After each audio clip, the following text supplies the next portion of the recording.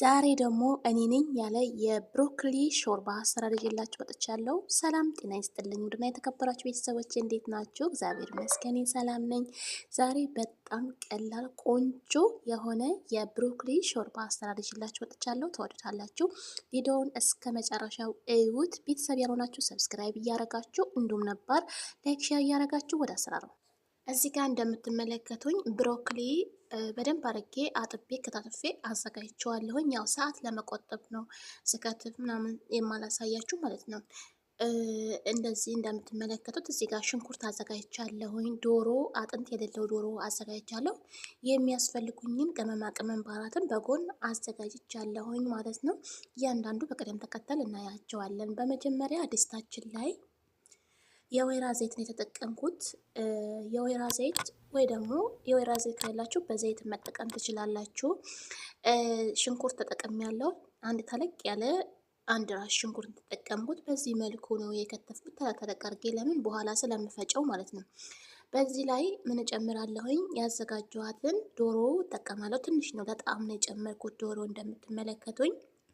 እናንተ ዶሮም ከሌላችሁ ማለፍም ትችላላችሁ፣ ግን በጣም የበለጠ ቆንጆ ጣዕም ይሰጣችኋል ዶሮ ካላችሁ። ይሄ አጥንት የሌለው እዚህ ጋር ድንብላል፣ ጥቁር ቅመም፣ አንድ ዝንጅብል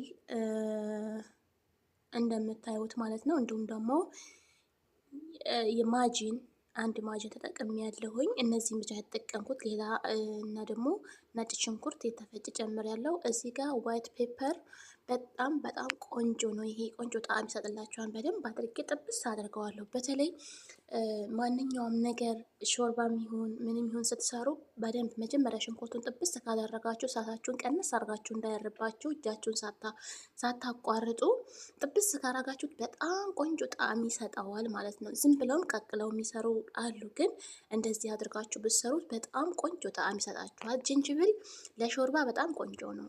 ቆንጆ ጣዕም ይሰጠዋል። እንደምታዩ እኔ ዝንጅብል ዝም ብዬ ቆረጥ አድርጌ ነው የጨመርኩት ማለት ነው። ነጭ ሽንኩርት የተፈጨ ስለነበረኝ ነው የጨመርኩት። በደንብ አድርጌ ሳቴን ቅንስ አድርጌ እንዳያርብኝ ጥብስ ካደረኩት በኋላ የፈላ ውሃ ጨምራለሁ ማለት ነው። ይሄን የሚበቃንን ያህል እጨምራለሁኝ። በደንብ ዶሮ እስከሚበስል ድረስ ጠብቃለሁ።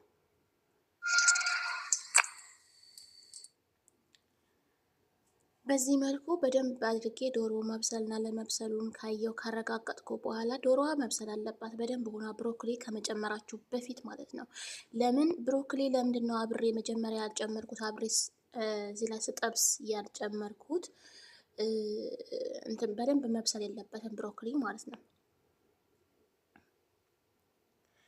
እንደምታዩ ዶሮዬ በደንብ ሆና በስላልኛለች። ዶሮ ከበሰለ በኋላ ያዘጋጀነውን ብሮኮሊ እንጨምራለን ማለት ነው።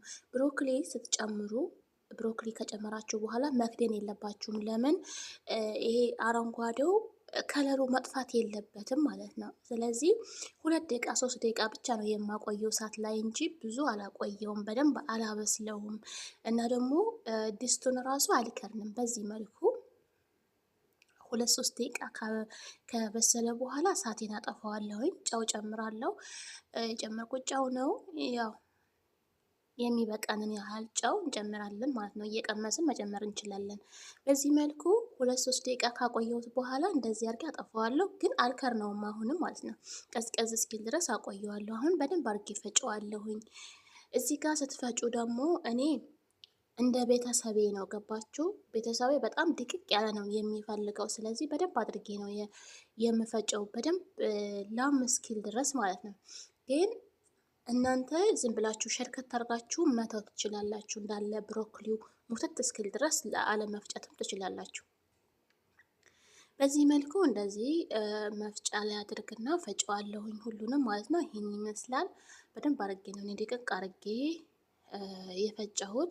ትንሽ ወፈር ካለ ደግሞ ውሃ ጨመር ማድረግ ይቻላል፣ ወይም ደግሞ የዶሮ መረቅ ካላችሁ እሱን መጨመር ትችላላችሁ። ከዛም በኋላ እሳት አያስፈልገውም። በጎን ነጭ ሽንኩርት በጣም ቆንጆ ነው፣ ጣዕም ይሰጣችኋል። የእውነት ነው የምላችሁ።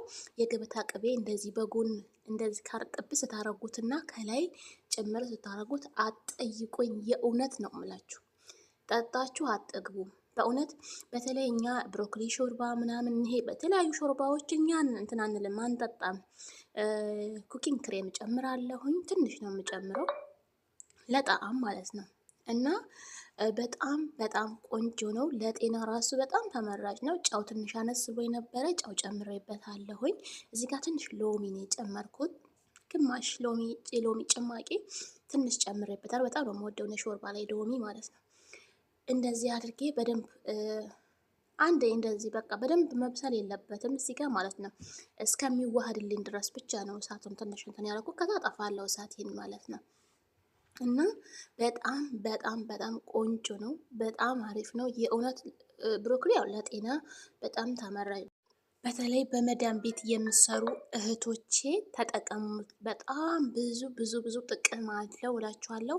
ሰብስክራይብ ያደረጋችሁ ቤተሰብ ሆኖ የዛሬው ቪዲዮ ይህንን ይመስል ነበር። እንደምትወዱ ተስፋ አድርጋለሁ። በሌላ ቪዲዮ እስከምንገናኝ ባይ ባይ።